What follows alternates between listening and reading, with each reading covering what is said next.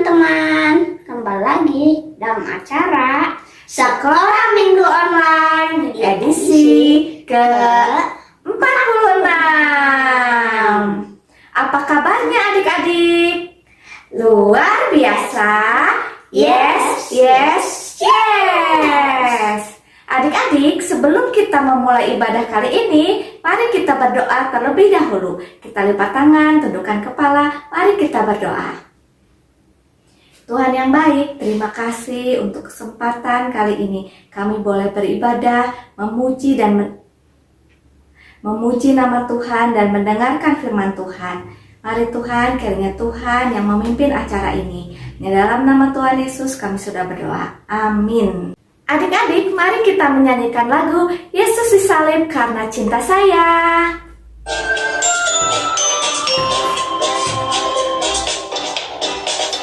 Yesus disalib karena cinta saya, cinta saya, cinta saya.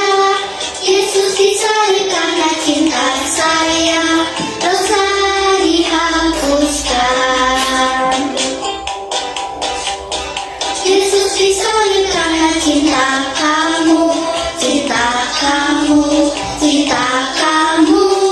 Yesus disalib karena cinta kamu, dosa dihapuskan.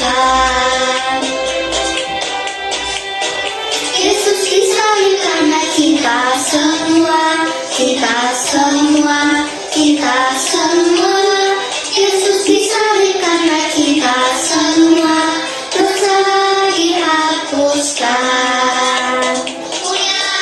Namanya.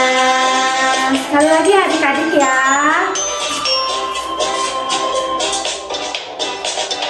Yesus disalib karena cinta saya, cinta saya, cinta saya. Yesus disalib karena cinta saya, dosa dihapuskan. Cinta kamu. Yesus disalib karena cinta kamu, cinta kamu, cinta kamu. Yesus disalib karena cinta kamu, dosa dihapuskan. Yesus disalib karena cinta semua, cinta semua, cinta semua. Yesus disalib karena cinta semua, dosa dihapuskan. Bolehlah namanya. Lah namanya. Yeay. Adik-adik, tiba waktunya kita akan mendengarkan firman Tuhan. Mari persiapkan diri kalian, duduk yang rapi, dan menyimak semua ceritanya ya. Adik-adik, di bulan April ini ada satu tanggal, yaitu tanggal 15 April. Tanggalnya adalah tanggal merah. Siapa yang tahu itu tanggal memperingati hari apa ya? Iya betul adik-adik, tanggal itu memperingati hari di mana Tuhan Yesus mengorbankan dirinya untuk menebus dosa manusia. Kita sering menyebutnya dengan hari Jumat Agung atau Good Friday. Adik-adik, karena hari Jumat Agung akan segera tiba, maka firman Tuhan kali ini kakak akan bercerita tentang pengorbanan Tuhan Yesus di kayu salib. Adik-adik, sejak Adam dan Hawa jatuh ke dalam dosa, manusia itu sudah membawa dosa keturunan sejak mereka dilahirkan. Lalu, semasa hidupnya, manusia pun seringkali melakukan dosa, baik itu dosa yang disengaja maupun yang tidak disengaja. Nah, adik-adik, karena manusia sudah banyak melakukan dosa dan sudah membawa dosa sejak dia dilahirkan, maka manusia itu tidak dapat bertemu dengan Tuhan atau tidak dapat pergi ke surga setelah dia mati. Mengapa adik-adik? Karena manusia yang berdosa tidak dapat masuk ke dalam kerajaan surga. Karena melihat hal yang demikian, maka Tuhan Allah merasa kasihan kepada manusia. Lalu Tuhan Allah turun ke dalam dunia menjelma menjadi seorang manusia. Siapa itu adik-adik? Itu adalah Tuhan Yesus. Hanya dengan pengorbanan Tuhan Yesus di kayu salib, maka dosa-dosa manusia dapat dihapuskan. Tapi ada syaratnya adik-adik. Apa itu? Manusia itu harus percaya kepada Tuhan Yesus dan melakukan semua perintah-perintahnya. Dengan pengorbanan Tuhan Yesus di kayu salib dan dengan dihapuskannya dosa manusia, maka nantinya manusia dapat pergi ke kerajaan surga. Mari adik-adik kita melihat video pengorbanan Tuhan Yesus di kayu salib. Atau kita juga dapat membacanya dalam Alkitab. Ayatnya ada pada Markus 14 ayat 53 sampai 65 dan pasal 15. Yesus mati di kayu salib.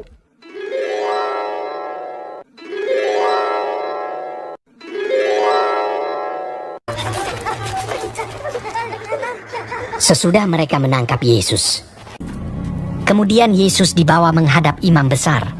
Lalu semua imam kepala, tua-tua dan ahli Taurat berkumpul di situ.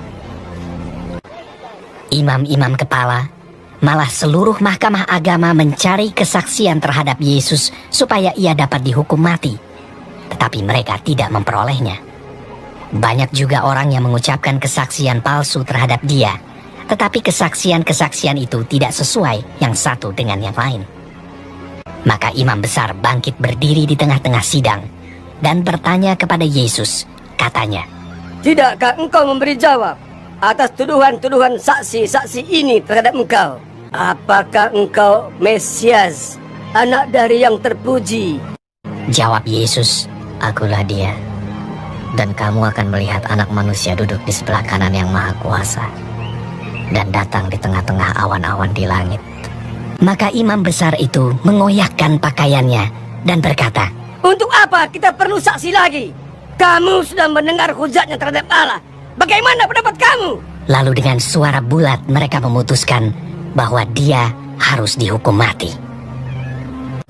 Pagi-pagi benar, mereka membelenggu Yesus, lalu membawanya dan menyerahkannya kepada Pilatus.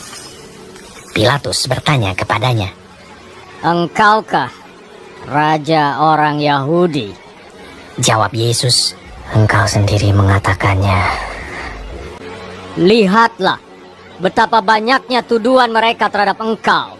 Tetapi Yesus sama sekali tidak menjawab lagi, sehingga Pilatus merasa heran. Pilatus menjawab mereka dan bertanya, "Apakah kamu menghendaki supaya kubebaskan raja orang Yahudi ini?" Maka mereka berteriak lagi, katanya, "Salibkanlah dia!" Lalu Pilatus berkata kepada mereka, "Tetapi kejahatan apakah yang telah dilakukannya?" Namun mereka makin keras berteriak. "Salibkanlah dia!" Dan pada waktu itu adalah seorang yang bernama Barabas. Mereka telah melakukan pembunuhan dalam pemberontakan.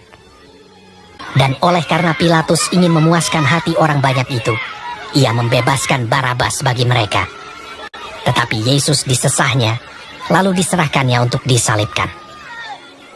Mereka mengenakan jubah ungu kepadanya, menganyam sebuah mahkota duri dan menaruhnya di atas kepalanya.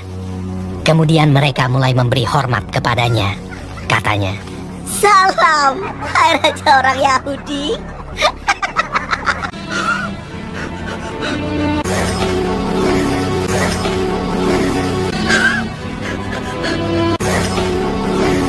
pada waktu itu lewat seorang yang bernama Simon orang Kirene yang baru datang dari luar kota. Dan orang itu mereka paksa untuk memikul salib Yesus.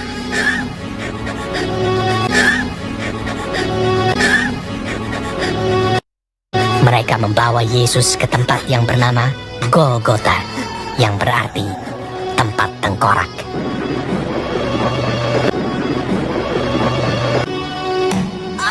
Kemudian mereka menyalibkan dia.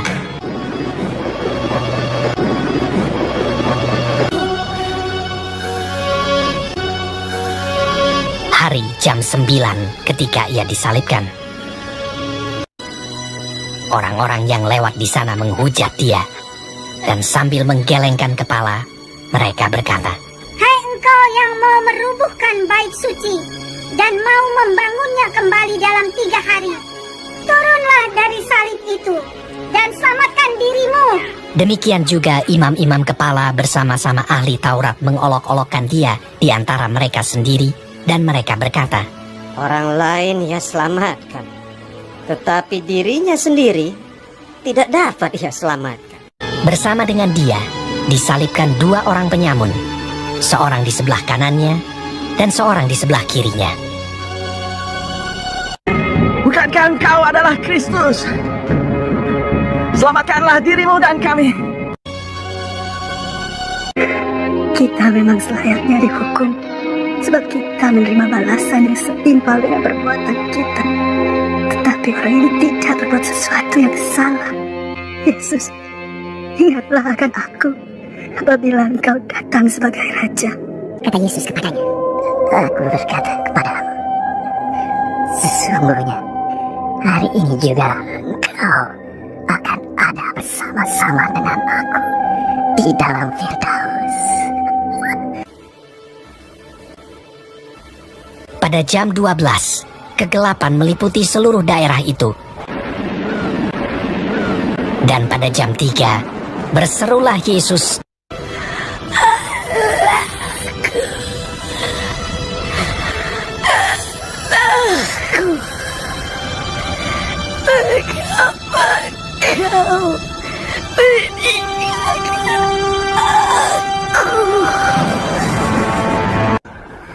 Lalu berserulah Yesus dengan suara nyaring dan menyerahkan nyawanya.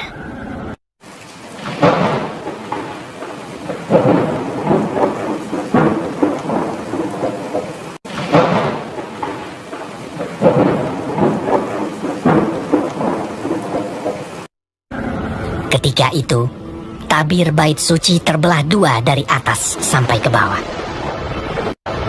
Waktu kepala pasukan yang berdiri berhadapan dengan dia melihat matinya demikian, berkatalah ia, Sungguh, orang ini adalah anak Allah. Yusuf, orang Arimatea, seorang anggota majelis besar yang terkemuka, memberanikan diri menghadap Pilatus dan meminta mayat Yesus. Lalu ia membaringkan dia di dalam kubur yang digali di dalam bukit batu. Kemudian digulingkannya sebuah batu ke pintu kubur itu. Adik-adik, bagaimana pendapat kalian setelah menonton video tersebut? Adik-adik, betapa besar pengorbanan yang telah Tuhan Yesus lakukan untuk menebus dosa kakak dan kalian. Oleh sebab itu adik-adik, kita harus mengucap syukur kepada Tuhan. Karena apa? Karena dengan pengorbanannya kita dapat diselamatkan. Karena adik-adik, tidak ada seorang pun manusia yang dapat menyelamatkan dirinya sendiri, atau temannya, atau keluarganya yang membantu dia untuk menerima keselamatan, selain daripada Tuhan Yesus. Oleh karena itu, kita harus mengucap syukur kepada Tuhan Yesus. Bagaimana caranya adik-adik untuk kita mengucap syukur kepada Tuhan? Yaitu dengan cara rajin membaca firman Tuhan, rajin berdoa, sayang kepada keluarga, kepada teman, dan orang-orang di sekitar kita. Dan yang terakhir adik-adik, kita juga harus melakukan perbuatan-perbuatan yang baik sesuai dengan yang Tuhan Yesus ajarkan. Mari adik-adik, kita bersyukur kepada Tuhan Yesus atas pengorbanannya di kayu salib. Demikian firman Tuhan kali ini adik-adik, mari kita berdoa. Tuhan Yesus, terima kasih untuk pengorbanan Tuhan di kayu salib. Itu semua membuat kami menerima keselamatan dan dapat masuk ke dalam kerajaan surga. Kami mau belajar melakukan kehendak Tuhan sebagai rasa syukur kami kepada Tuhan. Tuhan, berkatilah kami dalam kami mengikuti pelajaran di sekolah. Berkati pula orang tua kami. Terima kasih ya Tuhan, hanya di dalam nama Tuhan Yesus Kristus kami sudah berdoa dan mengucap syukur. Amin.